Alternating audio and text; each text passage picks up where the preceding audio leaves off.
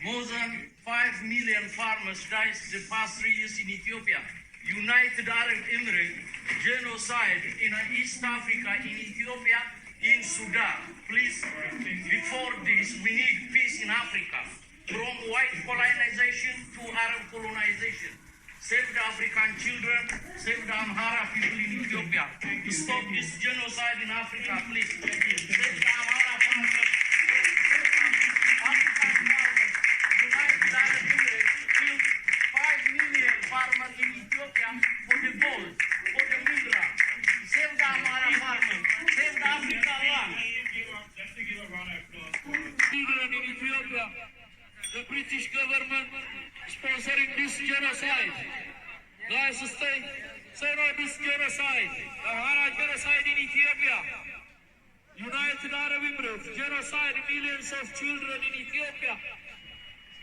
UK government, stop financing this genocide. BBC, break your silence. CNN, break your silence. Genocide happening right now in Ethiopia on Amhara children. UK government, stop financing this genocide. Ahmed, Ethiopian genocide. ታሪክ እና የኋላ የጥንታዊ ወጎችን ስርዓት የማያውቅ እንዴት እንዳደገ እንዴት እዚህ ደረጃ ላይ እንደደረሰ የማይታወቅ በጣም አደገኛ የሆነ ሰው ያው በኃጢአታችን ምክንያት ይመስለኛል እግዚአብሔር ጥሎብናል። አብይ አህመድ ማለት እንደ ሕፃን ልጅ የሚያደርገው Jula to ICC. Burhanu Jula to ICC. Getachew Reda to ICC. Getachew Reda to Temesgen Turuna to ICC. Burhanu Jula to ICC. Burhanu Jula to ICC. Getachew Reda to ICC. Ethiopia.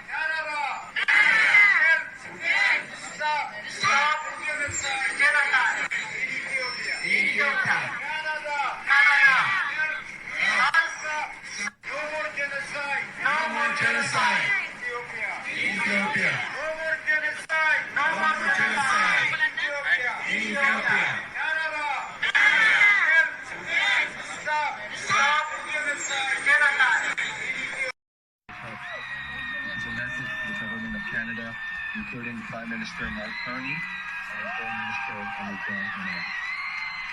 We are gathered here today on behalf of community members across Canada to raise concerns about the ongoing Amhara genocide in Ethiopia.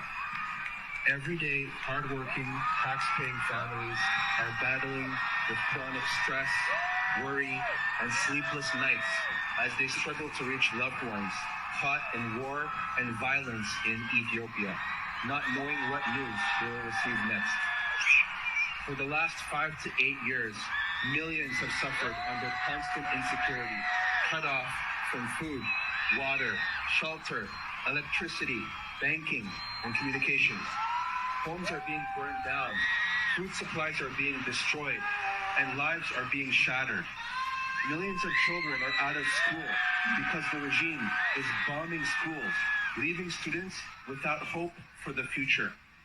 Pregnant women can't safely deliver their babies because the army has taken all the ambulances, blocked the roads, and forced health centers to close.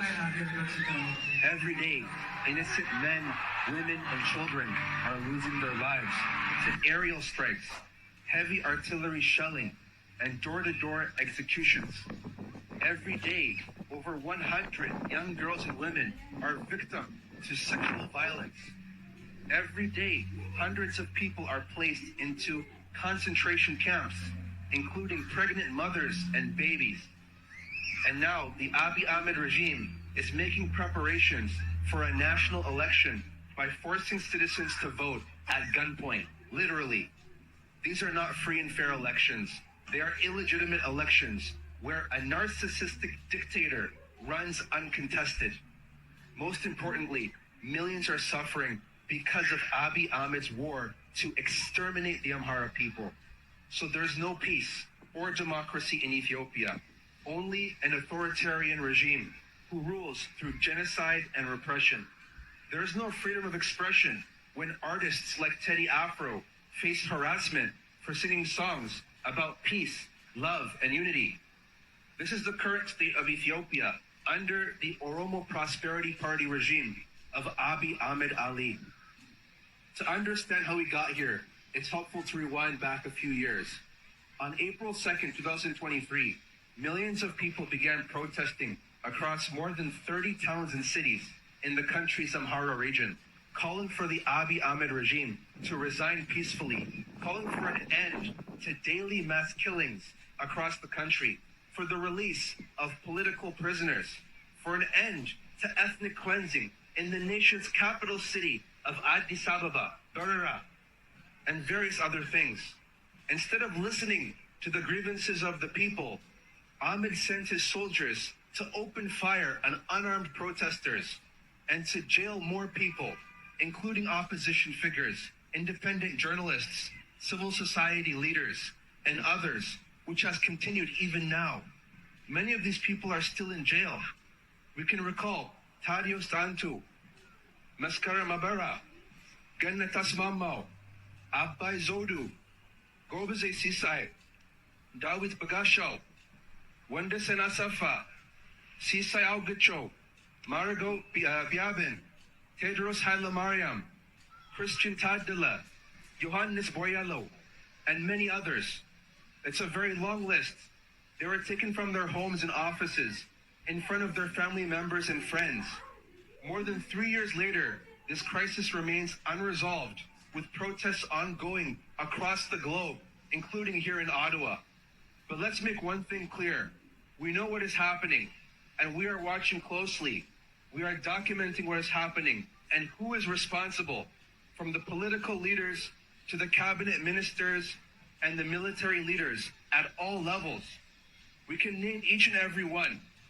Just to name a few: Prime Minister Abiy Ahmed, Berhanu Jula, Yilma Merdesa, Ababao Taddisa, Mohammed Tasamma, Araga Kabera, Temeskin Turuna, Shimelis Abdisa, Adanish Ababe, Getachew Redda, Taddisa Wareda, Bedlet Amolla, Berhanu Nagga, and the list goes on.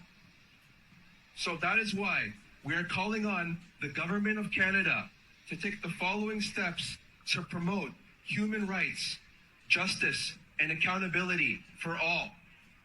Firstly, to stop funding the Abiy Ahmed regime, which will use your support to commit genocide, and instead to focus on humanitarian needs and support for refugees and asylum seekers. To issue a statement of concern regarding the ongoing violations of international law, and to press Abiy to end his war on Amhara, to release the political prisoners, and to lift restrictions. To invoke targeted sanctions under the Justice for Victims of Corrupt Foreign Officials Act, or the Magnitsky Act, against regime officials and military leaders responsible for gross human rights violations, and to advocate for a transitional government in Ethiopia, and to denounce the regime's sham election process. There are no free and fair elections in Ethiopia under this regime. It's impossible. Thank you for your attention. In closing,